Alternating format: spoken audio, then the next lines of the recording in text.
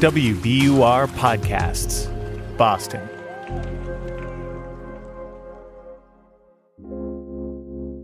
I'm Daryl C. Murphy, and you're listening to The Common. Earlier this week, Massachusetts voters made history when they elected Maura Healey as governor of Massachusetts. She'll be the first woman and openly gay person to hold the office.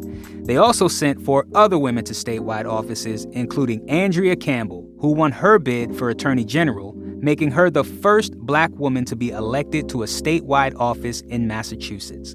We wanted to really sit with this moment, so we reached out to Dr. Laurie Nsiah-Jefferson, director of the Center for Women in Politics and Public Policy at UMass Boston. So, Dr. Laurie Nsiah-Jefferson, how are you feeling this morning? You feeling good? I'm feeling really good. Top of the world right now. Excellent, excellent. That's what I love to hear. So, we are talking on the day after Election Day, which, was a very historic election day for Massachusetts. But before we get there, I want to get in your business a little bit. Did you vote in person or did you vote by mail? I voted by mail. And actually, I put it if you really want to know, I put it in the drop box. Now, let me ask you this. Were you excited about this election?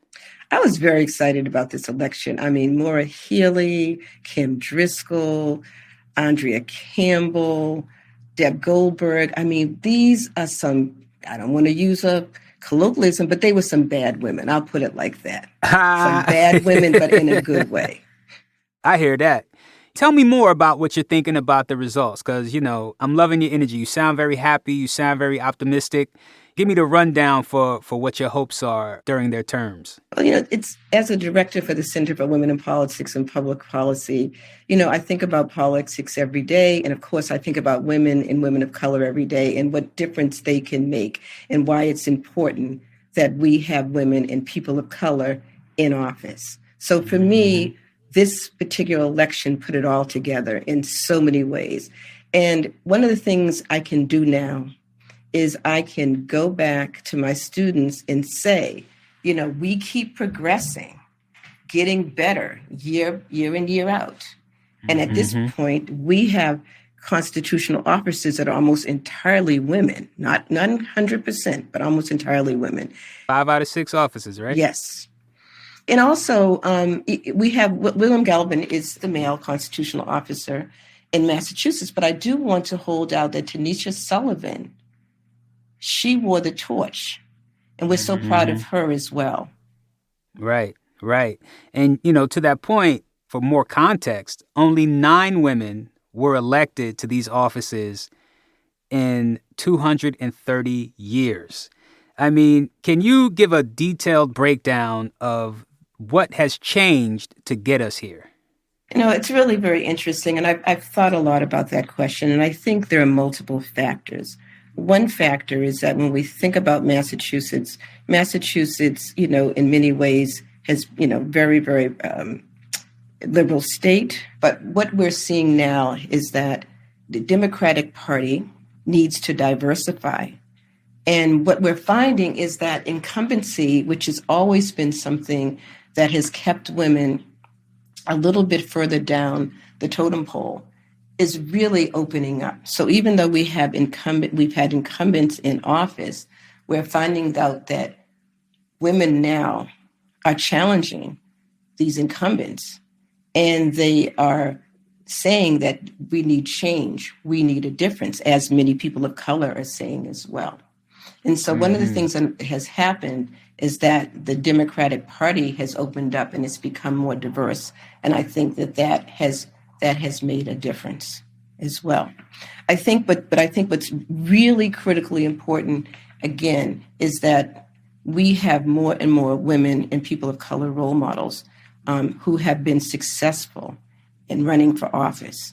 We also have more political training organizations for women and people of color. We also are telling women more and more that you don't have to know everything to run for a seat. And one of the things we know, and I'm sure you've heard the statistics many times, is that a woman has to be asked 7 times to run before she considers that.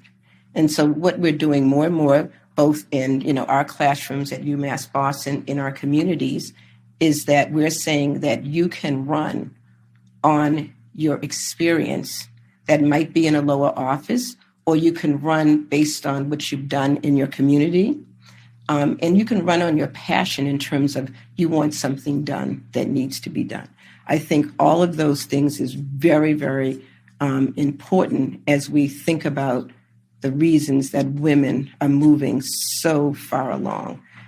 I'm hearing a lot of joy and optimism in your discussing what this means for more diversity, especially as it relates to people of color and women in Massachusetts politics. But I'm curious to know, what kind of barriers are you seeing to that progress? Again, as I mentioned earlier, is what we call the confidence gap, in the sense that, again, you have to ask women to run, about 7 times before they do run. But again, we are pushing back on that in so many ways, because one of the things we're finding is that when women decide to run in Massachusetts, this is something I've seen over and over again, they support each other. They really support each other. They provide each other with, lessons learned, tools, resources. But one thing that I do want to mention, you talked about, some of the barriers in the past, as well as, I'm assuming you're asking about barriers women face today. And, in terms of the past, and this is something that, one of my UMass colleagues, Erin O'Brien, has mentioned, is that, the recent success of female candidates in Massachusetts, may be the weakening of the Massachusetts Democratic Party apparatus. That's really very important, because like in the past, single party control made it much harder for women to get elected. And what we found is that, parties only expand their pool of candidates when they feel threatened. What are those threats to the Democratic apparatus? I think it happens in 2 ways. I think the more educated a populace becomes, the more they might be looking for something different. I think also when the stakes become higher for individuals in the community, when they're beginning to feel as though their backs are against the wall, they're not getting from their elected officials what they want to get from their elected officials. They want to see something different. That makes a difference. When they begin to see people who look like them, whether it's a woman or whether it's a person of color, and they see that this person is sincere, comes from where they come from, has the same values that they have, they begin to say, wait a minute, let me take a second look here. It's what the candidates are doing, but it's also the relationship of those candidates to their communities. I think the other issue around, women's rights, Black Lives Matter, have really made people stand up and pay attention. And again, if we think about, the issues relating to abortion rights in the last few months, that is also an issue that has made a difference in terms of, women paying attention.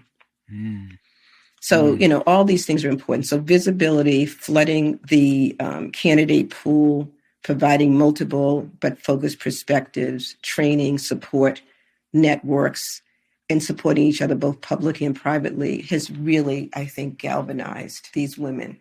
How do you think Massachusetts compares to other states as it relates to this kind of progress? Would you say that the state is ahead or on par? Because there were some other states that elected some women to prominent offices. Well, this is one of the things I'm going to say, and I think I've gone on record saying this in, other interviews as well.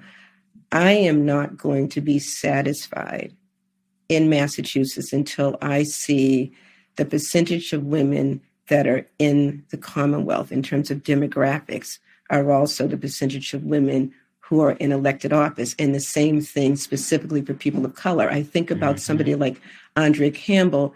This is the first Black woman who has been elected into constitutional office in the history of Massachusetts politics. I mean, that's completely absurd if you think about it.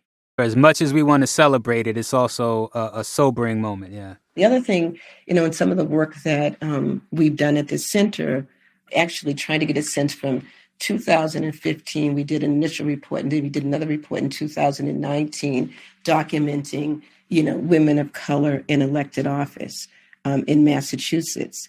And yes, there was a lot of progress that was made in terms of the percentages of women of color who were elected to office. But we also found out that in more than 2/3 of our towns in Massachusetts had no women of color at all. So there's progress among a lot of challenges that we still have to face. So yes, it's important for us to celebrate what happened yesterday.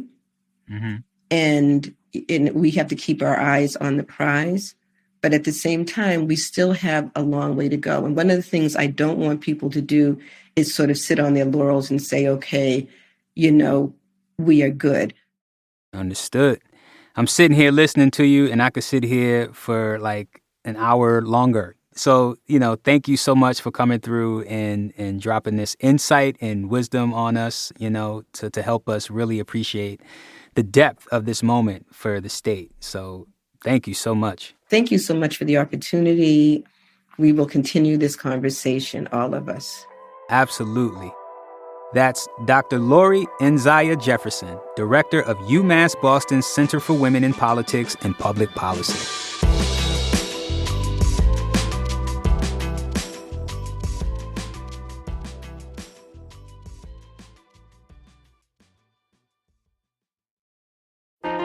Politics has never been stranger or more online, which is why the politics team at Wired is making a new show, Wired Politics Lab.